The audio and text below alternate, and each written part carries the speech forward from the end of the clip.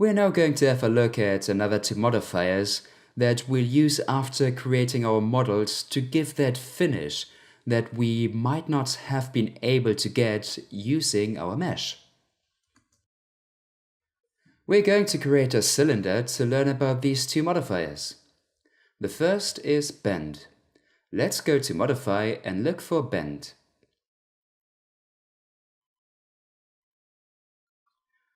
What this modifier does is it bends our geometry depending on the angle and the direction we indicate.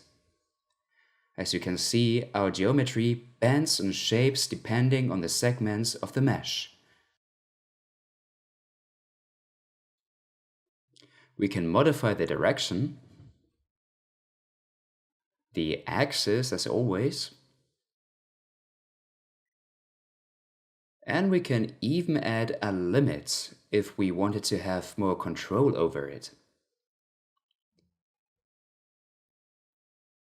Select Limit, Effect, and then you can edit the effect to make it softer.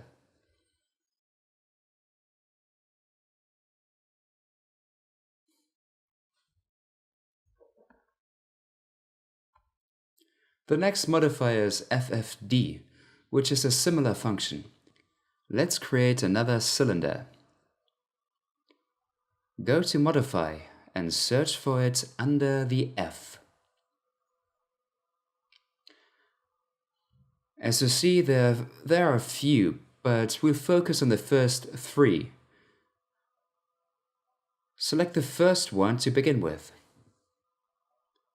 What the FFD does is gives us control points that we can stretch or modify from wherever you want. Go to Modifier with the little arrow on the left and select Control Points. Once this is selected, we have access to the control points. So I could select this point and pull it from here or from here. You can edit your shape pretty much however you want. This is used to add the finishing touches to models or to poses, for example, but never to edit the mesh from the base. Get rid of this modifier pressing here and go back to FFD. Now select 3 times 3 times 3. This is just so you see that there are other options that give us more control and more points that we can access in case we need more control of our pose. It's very simple and quite useful. We'll apply it soon and you see it's not difficult to use.